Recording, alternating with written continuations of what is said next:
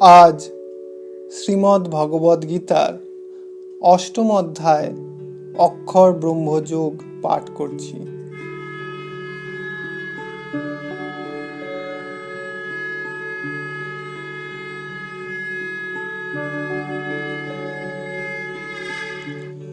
অর্জুন কহিলেন, কি সে ব্রহ্ম, অধ্যাত্ম কি, কর্ম কি পুরুষোত্তম, অধিভূত অধিদৈব কারে বলে জনার্দন। অর্জুন বললেন, হে পুরুষোত্তম, সেই ব্রহ্মের স্বরূপ কি, অধ্যাত্মই বা কি, অধিভূত ও অধিদৈবই বা কাকে বলে। অধিযোগ্য কিবা রূপ এ দেহে মধুসূদন, কি রূপে মরণ কালে জানে তোমা জ্যোতিগণ। হে মধুসূদন, এই শরীরে অধিযোগ্য কে এবং দেহের মধ্যে কোথায় কিভাবে থাকেন। মৃত্যুকালে সংযত চিত্ত আত্মস্থ ব্যক্তিগণ কি উপায় তোমাকে জানতে পারেন। ভগবান কহিলেন, অক্ষর পরম ব্রহ্ম, অধ্যাত্ম স্বভাব তাঁর, ভূত জন্ম বৃদ্ধি কর বিসর্জন কর্মসার। শ্রী ভগবান বললেন, পরম অব্যয় অক্ষরকেই ব্রহ্ম বলে এবং স্বভাব বা আপন আপন ভাবকে অধ্যাত্ম বলে। আর যে সব যোগ্য কর্মের ফলে মানবগণের জন্ম ও বৃদ্ধি হয়ে থাকে তাকে কর্ম বলে। অধিভূত ক্ষয় ভাব, পুরুষ অধিদৈবত, অধিযোগ্য আমি দেহে, হে দেহি শ্রেষ্ঠ ভারত। হে অর্জুন, ক্ষর বা দেহাদি নশ্বর পদার্থকে অধিভূত বলে। দেহ মধ্যস্থিত পুরুষই হল অধিদৈব। এই সকল দেহে যোগ্য ফলদাতা রূপে আমি হলাম অধিযোগ্য। অন্তকালে আমাকেই স্মরি যে বা মৃত হয়, সেজন আমার ভাব প্রাপ্ত হয় অসংশয়। মৃত্যুকালে যিনি আমাকে স্মরণ করে দেহ ত্যাগ করে প্রয়াণ করেন, তিনি যে মৃত্যুর পর আমাকে প্রাপ্ত হন সে বিষয়ে কোনো সন্দেহ নেই। যে যে ভাব শরীর মনে ত্যাজে অন্তে কলে বর, সে ভাব পায় পার্থ, সে ভাব ভাবিত নর। হে কৌন্তেয়, মৃত্যুকালে যে ব্যক্তি যে ভাব স্মরণ করে দেহ ত্যাগ করে মৃত্যুর পর সে সেই ভাবই প্রাপ্ত হয়। অর্থাৎ মৃত্যুকালে মানুষের মনের অবস্থা তার পরজন্মকে প্রভাবিত করে থাকে। অতএব সর্বকালে আমাকে সরিয়া যুদ্ধ করো ধনঞ্জয়, আমাতে মানস বুদ্ধি অর্পিত যাহার পায় আমাকে নিশ্চয়। অতএব তুমি সর্বক্ষণ আমাকে স্মরণ করে যুদ্ধ করো, আমাতে মন বুদ্ধি সমর্পণ করে কাজ করলে আমাকে নিশ্চয়ই প্রাপ্ত হবে। অভ্যাস যোগেতে যুক্ত হইয়া অনন্য মন, চিন্তি পার্থ হয় লাভ পুরুষ দিব্য পরম। হে পার্থ, ধ্যান বা অভ্যাস যোগের দ্বারা অনন্য মনে ঈশ্বর চিন্তা করলে মন অন্যদিকে যায় না। এইভাবে চিন্তা করলে সেই দিব্য পরম পুরুষকে পাওয়া যায়। কবি পুরাতন নিয়ন্তা বিশ্বের, সূক্ষ্ম হতে সূক্ষ্ম করে যে স্মরণ, সকলের ধাতা অচিন্ত স্বরূপ, তম হতে পর আদিত্য বরণ। সেই পরম পুরুষ সর্বজ্ঞ অনাদি সর্বনিয়ন্তা, সূক্ষ্মাতি সূক্ষ্ম সকলের বিধাতা, অচিন্তনীয়, তাঁর গায়ের রং সূর্যের মতো। অবিদ্যা বা অজ্ঞানতার দ্বারা মনশ্চক্ষু আচ্ছন্ন থাকলে সেই পুরুষকে কখনো দেখতে পাওয়া যায় না। কিন্তু যে ব্যক্তি সেই অজ্ঞানতার অন্ধকার অতিক্রম করে তাকে তন্ময় হয়ে স্মরণ করে সে সেই পুরুষের সূর্যের মতো স্বপ্রকাশ রূপকে দেখতে পায়। অর্থাৎ ব্রহ্ম নির্গুণ নিরাকার হলেও তার এক সূর্য সন্নিভ্য জ্যোতির্ময় রূপ আছে। অবিদ্যার অন্ধকার মনশ্চক্ষু হতে দূরীভূত না হলে সে রূপকে কেউ প্রত্যক্ষ করতে পারে না।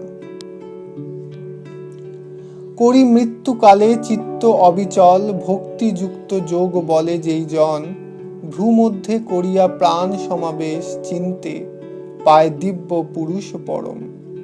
যে ব্যক্তি মৃত্যুকালে অচলা ভক্তি সহকারে যোগযুক্ত হয়ে দুই ভ্রু মধ্যে প্রাণবায়ুকে সম্যক রূপে স্থাপন করে তাকে স্মরণ করে তিনি সেই পরম পুরুষকে পান।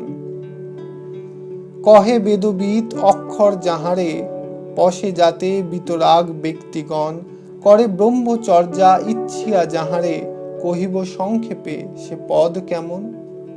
বেদজ্ঞ ব্রাহ্মণগণ যাকে অক্ষর বলেন, নিষ্কাম যোগীগণ তাকে পাবার জন্য ব্রহ্মচর্য পালন করেন। আমি তোমাকে সে পরম তত্ত্ব ব্রহ্মের কথা বলছি। রুদ্ধ করি সর্বদ্বার হৃদয়ে নিরুদ্ধ মন, মস্তকে নিবেশী প্রাণ করিয়া যোগ ধারণ। সমস্ত ইন্দ্রিয় দ্বার রুদ্ধ করে মনকে হৃদয় মধ্যে আবদ্ধ করে যোগ ধৈর্য ধারণ করে প্রাণবায়ুকে ভ্রুযুগল মধ্যে সংস্থাপন করে আত্মসমাহিত রূপে যোগে অবস্থিত থাকতে হবে। উচ্চারি ওঙ্কার ব্রহ্ম আমাকে করি স্মরণ, যে যায় ত্যাজিয়া দেহ সে পায় গতি পরম। এইভাবে যিনি ব্রহ্ম শব্দ একাক্ষর ওঙ্কার মন্ত্র উচ্চারণ করতে করতে আমাকে স্মরণ করে দেহ ত্যাগ করেন, তিনি পরম গতি প্রাপ্ত হন। অর্থাৎ সমাধি অবস্থায় এইভাবে যিনি দেহ ত্যাগ করেন তাঁর আর পুনরায় জন্মগ্রহণ করতে হয় না। সতত অনন্য চিত্ত আমাকে যে নিত্য স্বরে সুলভে আমাকে পায় নিত্য যুক্ত যোগী বরে। হে পার্থ, যিনি অনন্য চিত্ত হয়ে আমাকে সারা জীবন ধরে সর্বক্ষণ স্মরণ করেন, সেই যোগীর পক্ষে আমাকে পাওয়া সহজ হয় জানবে। আমাকে পাইলে সিদ্ধ পরম মহাত্মাগণ অনিত্য এ দুঃখালয় পুনঃ না লভে জনম। যেসব মহাত্মা আমাকে লাভ করেন, এই দুঃখময় অনিত্য সংসারে তাদের আর পুনরায় জন্মগ্রহণ করতে হয় না। অর্থাৎ একে ব্রহ্ম নির্বাণ লাভ বলা হয়। এই নির্বাণ লাভ করলে মানুষ জন্ম মৃত্যুর বন্ধন হতে মুক্ত হয়ে মোক্ষ লাভ করে। আব্রহ্ম ভুবন হতে জীবগণ পুনঃ পুনঃ হয় আবর্তিত, আমাকে পাইলে কিন্তু পার্থ পুনর্জন্ম নাহি হয় কদাচিত। এই জগৎ হতে শুরু করে ব্রহ্মলোক পর্যন্ত সব লোকের অধিবাসীদেরই পুনর্জন্ম গ্রহণ করতে হয়। কিন্তু হে কৌন্তেয়, আমাকে পেলে আর কারো পুনর্জন্ম হয় না। সহস্র যুগ পর্যন্ত ব্রহ্মার দিন বিদিত, রাত্রি যুগ সহস্রান্ত জানে দিবা রাত্রিবিত। 1000 যুগে সৃষ্টিকর্তা ব্রহ্মার একদিন এবং 1000 যুগে এক রাত্রির কথা যিনি জানেন, তিনি অহোরাত্রিবিদ, অর্থাৎ তাঁর দিন রাত্রির প্রকৃত জ্ঞান আছে। অব্যক্ত হইতে ব্যক্তে জন্মে আসিলে দিন, সেরূপ আসিলে রাত্রি অব্যক্ততে হয় লীন। ব্রহ্মার দিন সমাগমে অব্যক্ত হতে ব্রহ্মাণ্ডাদি জগৎ সৃষ্টি হয়, আবার রাত্রি হলেই সেই জগৎ অব্যক্তের মধ্যে বিলীন হয়ে যায়।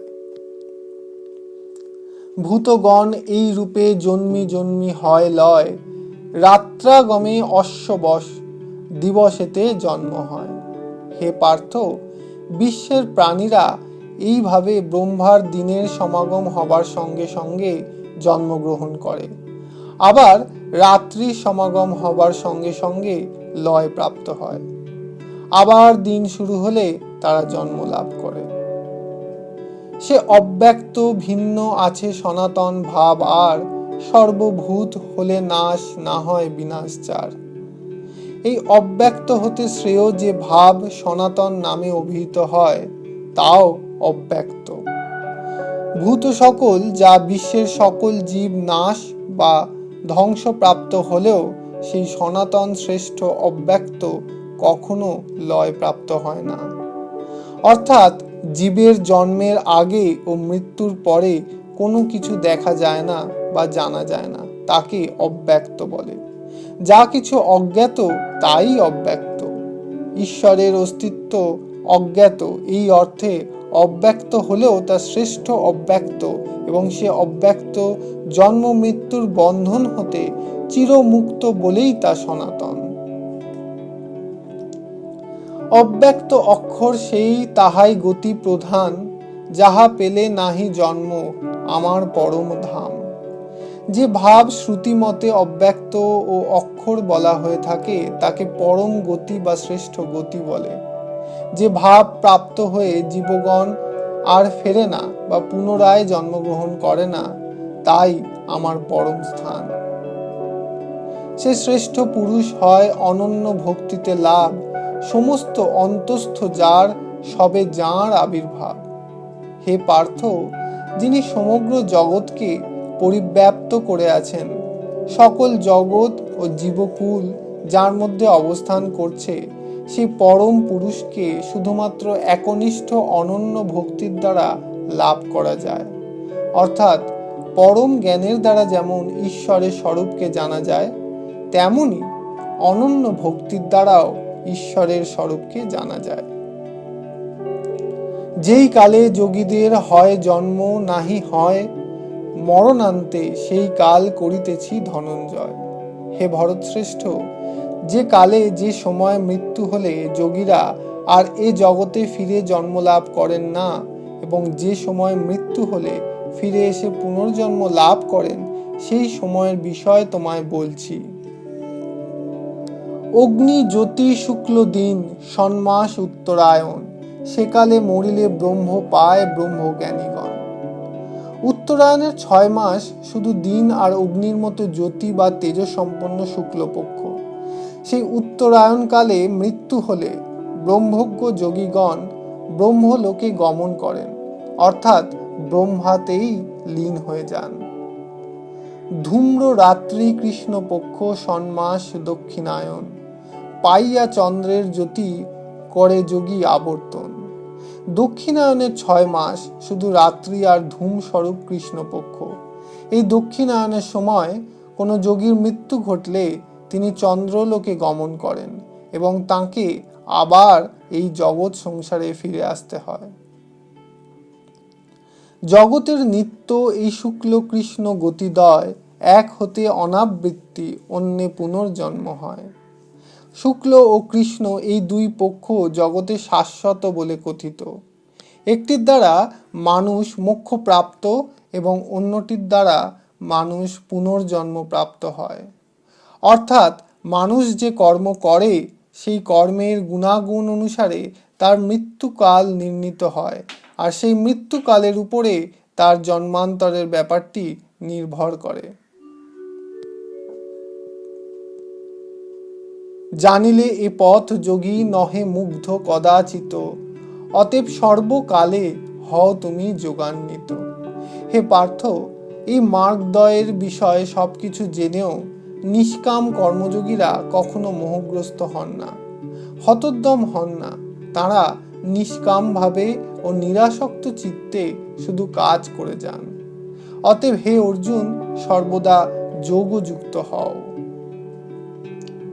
কিবা বেদে যজ্ঞে কিবা তপস্যায়, দানে পুণ্য ফল যাহা আদেশিত, ইহা জানি লভে তাহার উপর শ্রেষ্ঠ আদ্যস্থান যোগী যোগান্বিত। ইতি অক্ষর ব্রহ্মযোগ নামক 8ম অধ্যায়।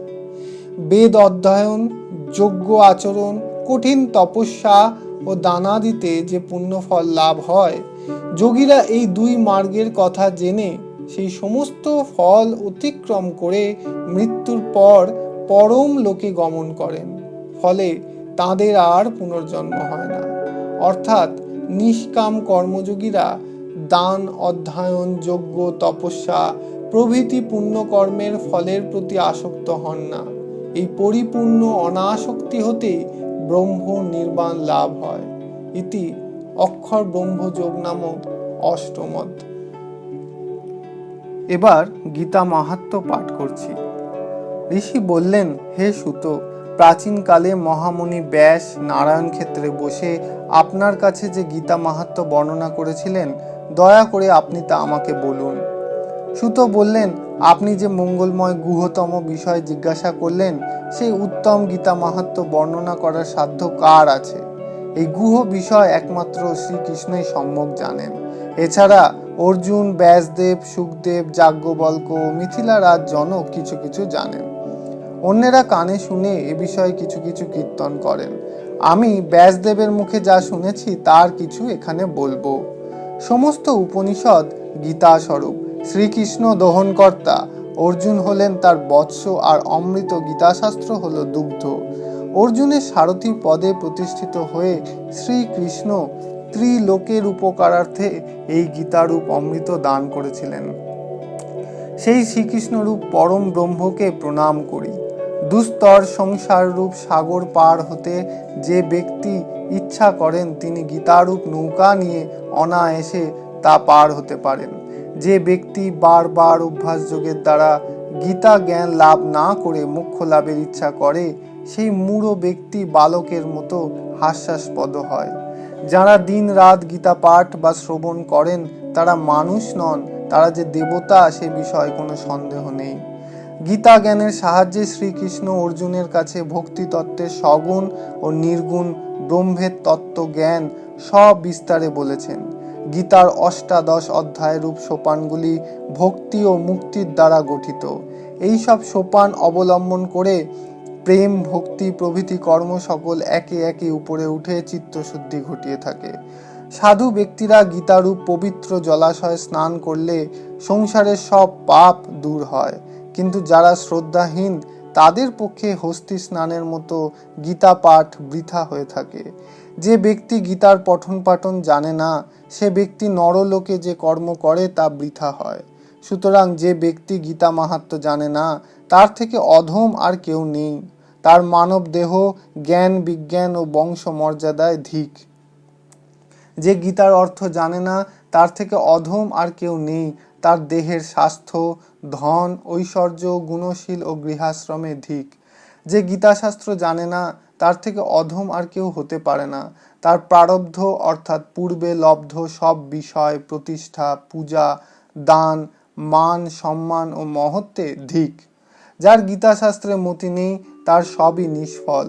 পণ্ডিতরা এই কথাই বলে থাকেন। তার জ্ঞানদাতা গুরুকে ধিক, তার ব্রত, নিষ্ঠা, তপস্যা ও সুনামেও ধিক। গীতার অর্থ যে বোঝে না তার থেকে অধম জন আর কেউ নেই। যে জ্ঞান গীতাসম্মত নয় তা আসুর জ্ঞান বলে জানবে। সে জ্ঞান বৃথা, ধর্মশূন্য এবং তা বেদ বেদান্তে গর্হিত হিসাবে নিন্দিত হয়েছে। ধর্মময় গীতা সর্বজ্ঞানের কারণ স্বরূপ। গীতা সকল শাস্ত্রের সার ও অতি পবিত্র, তাই শ্রেষ্ঠ। যিনি হরিবাসরে ও বিষ্ণুর পর্বদিনে গীতা পাঠ করেন অথবা নিদ্রায়, জাগরণে, চলতে চলতে বা দাঁড়িয়ে থেকে যে কোনো অবস্থাতে গীতা পাঠ করেন শত্রুরা তাঁর কোনো ক্ষতি করতে পারে না। যিনি শালগ্রাম শিলায়, দেবালয়, শিবালয়, তীর্থে বা নদী তীরে গীতা পাঠ করেন তার অবশ্যই সৌভাগ্য লাভ হয়। গীতা পাঠ করলে দেবকী নন্দন শ্রীকৃষ্ণ যেমন তুষ্ট হন, বেদ পাঠ, দান, যজ্ঞ, তীর্থ ভ্রমণ ও ব্রতানুষ্ঠানের দ্বারা তেমন তুষ্ট হন না। যিনি ভক্তিভাবযুক্ত চিত্তে গীতা পাঠ করেন তাঁর বেদ, পুরাণ প্রভৃতি সকল শাস্ত্রই পাঠ করা হয়ে থাকে। যিনি যোগস্থানে, সিদ্ধপীঠে, শিলা বিগ্রহময় কোনো দেবস্থানে, সৎ সভায়, যজ্ঞকালে ও হরি ভক্তদের কাছে গীতা পাঠ করেন তিনি পরম সিদ্ধি লাভ করে থাকেন। যিনি প্রতিদিন গীতা পাঠ অথবা শ্রবণ করেন তার দক্ষিণা সহ অশ্বমেধ যজ্ঞের ফল লাভ হয়। যিনি গীতার পরম অর্থ শ্রবণ করেন বা কীর্তন করেন বা অপরকে শোনান তিনি পরম পদ লাভ করে থাকেন। যিনি শাস্ত্রবিধি অনুসারে ভক্তি ও যত্ন সহকারে গীতা গ্রন্থ অপরকে দান করেন তাঁর ভার্যা প্রিয়তমা হয়। তিনি যশ, সৌভাগ্য, স্বাস্থ্য লাভ করেন এবং স্ত্রীর প্রিয় হয়ে পরম সুখ লাভ করেন। যে গৃহে গীতার অর্চনা হয় সেই গৃহে অভিচার বা অভিশাপজনিত দুঃখ কষ্ট থাকতে পারে না। সেই গৃহে ত্রিতাপজনিত দুঃখ বা কোনো ব্যাধি প্রবেশ করতে পারে না এবং সেখানে সাপ, পাপ, দুর্গতি বা নরক ভয় কিছু থাকে না। সেই গৃহীর দেহে বিস্ফোটকাদি বা ফোঁড়া কখনো হয় না। তিনি কৃষ্ণ পদে অনন্যা ভক্তি ও সাম্য ভাব লাভ করেন। পূর্ব জন্মার্জিত কর্মফলের অধীন হওয়া সত্ত্বেও গীতাভ্যাসরত ব্যক্তির সকল জীবের সঙ্গে সখ্যতা জন্মে। যে ব্যক্তি গীতা অধ্যয়ন করেন তিনি সমস্ত কর্মের বন্ধন হতে মুক্ত ও সুখী হন। তিনি মহাপাপ করলেও পদ্ম পাতার গায়ে যেমন জল লাগে না, তেমনি সে পাপ তাকে স্পর্শ করতে পারে না। নিত্য গীতা পাঠ করলে অনাচার বা নিষিদ্ধ কাজজনিত পাপ, ভক্ষ অভক্ষজাত ও স্পর্শ অস্পর্শজাত পাপ বিনষ্ট হয়। ইন্দ্রিয় দ্বারা জ্ঞানাজ্ঞানকৃত যে পাপ তাও নিত্য গীতা পাঠে বিনষ্ট হয়। যে ব্যক্তি যেখানে সেখানে ভোজন করে, যেখানে সেখানে দান গ্রহণ করে, নিত্য গীতা পাঠ করলে সে কোন পাপে লিপ্ত বা জড়িত হয় না। এই ধরনের ব্যক্তি যদি বিধি বহির্ভূত উপায় রত্নপূর্ণ পৃথিবীও গ্রহণ করে, তাহলেও সে যদি নিত্য গীতা পাঠ করে, তাহলে সে সব পাপ হতে মুক্ত হয়ে স্ফটিকের মতো উজ্জ্বল ও শুচি শুভ্র হয়। যার অন্তঃকরণ সর্বদা গীতার প্রতি অনুরক্ত থাকে তিনি সাত্ত্বিক, জপকারী, ক্রিয়াবান ও পণ্ডিত হন। তিনি দর্শনীয় বা সুদর্শন, ধনবান, যোগী, গুণবান, যাজ্ঞিক ও যাজক হন এবং সব বেদের অর্থ বুঝতে পারেন। যেখানে গীতা পুস্তক থাকে এবং নিত্য পাঠ হয়, সেখানে প্রয়াগাদি সকল তীর্থ বিরাজ করে। যেখানে গীতা পাঠ হয় সেখানকার সব মানুষের দেহে ইহজীবনে এবং তাদের মৃত্যুর পরেও সকল দেবতা, ঋষি ও যোগীরা বাস করে, তাদের রক্ষা করে চলেন। যেখানে গীতা পাঠ করা হয় সেখানে নারদ, ধ্রুব প্রভৃতি ভক্তদের সঙ্গে বালক কৃষ্ণরূপী গোপাল বিরাজ করে সকল কাজে সহায়তা করেন। যেখানে গীতার বিষয়ে আলোচনা ও পঠন পাঠন হয় সেখানে ভগবান শ্রীকৃষ্ণ নিজে রাধার সঙ্গে আনন্দে ক্রীড়া করে থাকেন। শ্রী ভগবান বলেছেন, হে অর্জুন, গীতা আমার হৃদয়, আমার সার পদার্থ, গীতা আমার শ্রেষ্ঠ জ্ঞান এবং গীতাই আমার অব্যয় জ্ঞান। গীতা আমার উত্তম বাসস্থান, গীতা আমার পরম পদ, গীতা আমার পরম সত্য, গীতাই আমার পরম গুরু।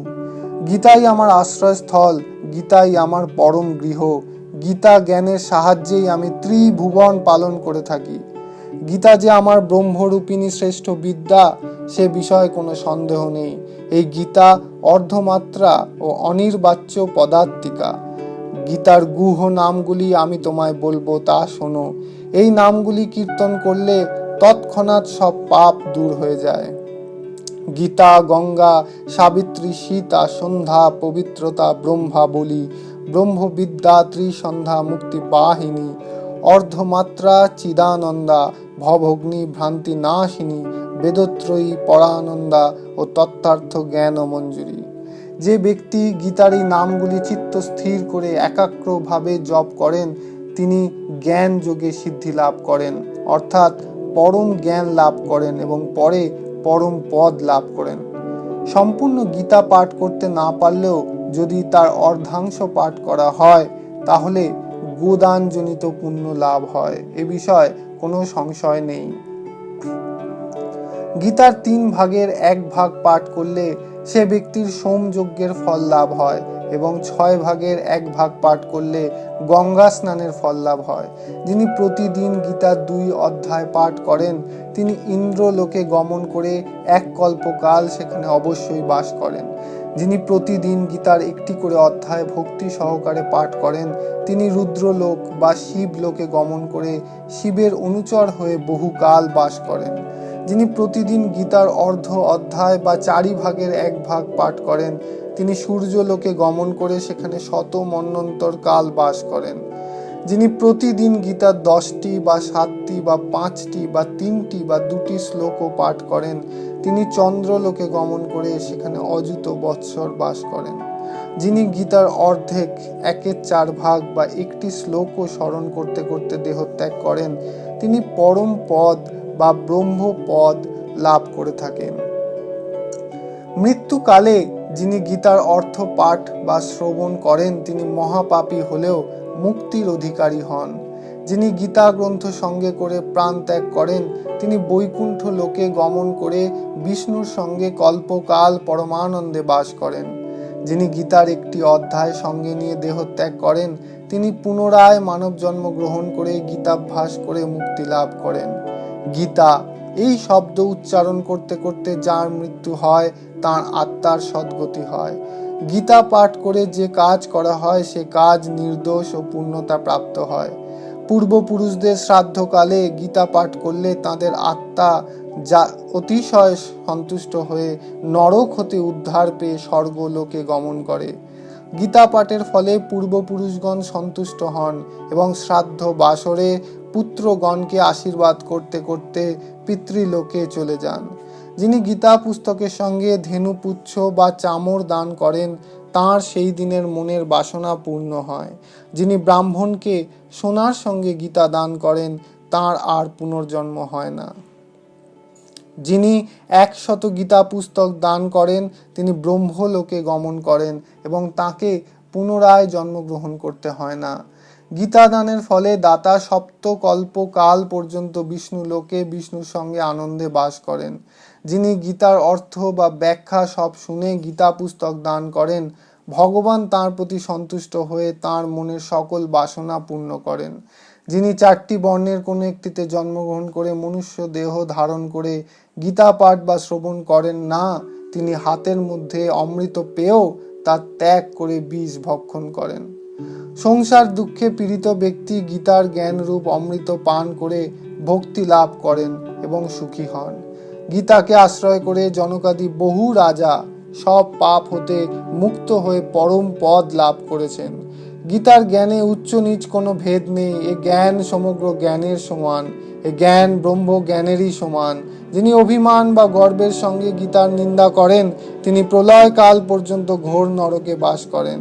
অহংকারের বশবর্তী হয়ে যে মূঢ় ব্যক্তি গীতা মানে না সে কল্পকাল শেষ না হওয়া পর্যন্ত কুম্ভী পাক নরকে পচে মরে।